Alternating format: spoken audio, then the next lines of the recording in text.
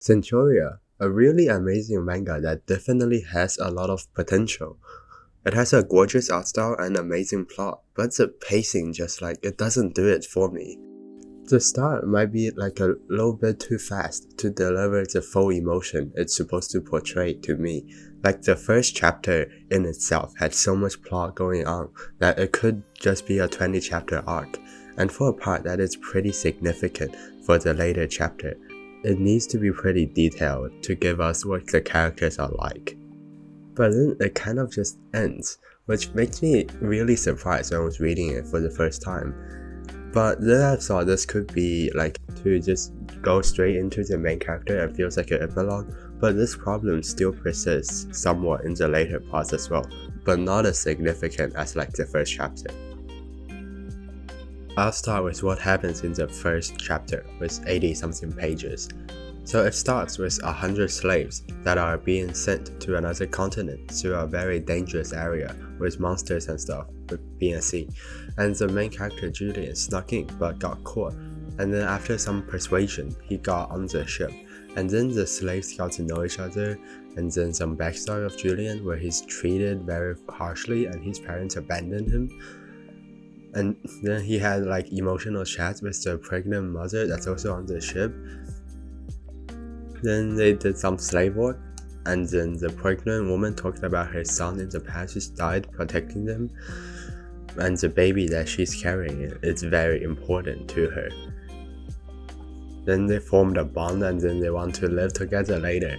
Then the monster appeared and some medieval slave and owners and shenanigans, and then the ship crew started killing the 100 members, and they are all killed except Mira and Julian. And then the random creator started talking to them about how they met the criteria to gain one of the blessing. However, one of them needs to offer their life. And Julian tried to offer his life, but Mira stopped him and forced the baby inside her to come out and then killed him herself. So Julian gets the blessing. And then he becomes super OP and started killing them. He gained life force of 100 slaves, and then he killed every crew on the ship. He also gained 100 lives as well. And then the creature sent him on a ship to a new continent. And it's everything that happened in chapter 1, with the most important part especially, the part of carrying 100 lives on him at all times. That's a really key setting for the future as well. But because of how rushed the first chapter is, there's almost no bonding part in the movie that makes me feel emotional about the death of the 100 slaves. Most of the chapter actually consists of the ward setting and then the bond between Mira and Julian instead of the 100 slaves. You would think I speedrun the plot, but it is kind of just how fast it goes. It just explains what happens and then it just kind of got through it. And yeah, I hope you see what I mean. And it would be much better if the emotions are portrayed properly.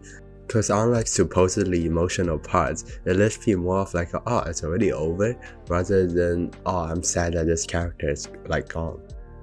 And then in terms of setting and plot, this manga is very very similar to Your Eternity, where it has supernatural powers and then it is set in a medieval rural sort of place.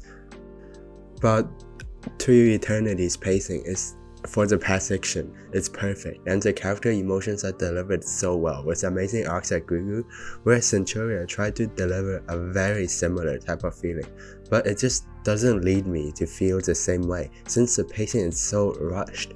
It doesn't really hit the same as it's supposed to, and I'm sure with enough build-up and character development, this manga would definitely have the potential to hit harder than To Your Eternity.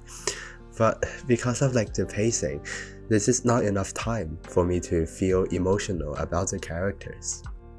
This manga is still really really good though. It is really action paced thanks to its pacing, but I feel there should be more room for character development. I really want the manga to slow down and polish the story. However though, it made running through the chapters extremely exciting. Because the pacing is so fast, it is really easy to just binge read the whole thing. I have to say how easy it is for you to catch up. Each manga chapter flows like crazy. It just brings you straight into another chapter without any breaks. Maybe this is just what modern manga is like wanting to do, is to keep you constantly interested. But it's just my assumption. The art style is also really pretty, especially the eyes. Like there's something about like the circular eyes that just does it for me, and it just makes characters somewhat seems more memorable. Like obviously Makima, for example. It adopts an art style that is like really unique to the author itself, and I think it really portrays the idea of a medieval time really well, since the art style makes the scenes look much more brutal, and then it gives a really nice touch on the spells it casted because of like the thick border lines. And then he is one of many of Fujimoto's assistants. And then somehow they always release bangers like Hell's Paradise, Spy X Family, Dan, and then of course Centuria.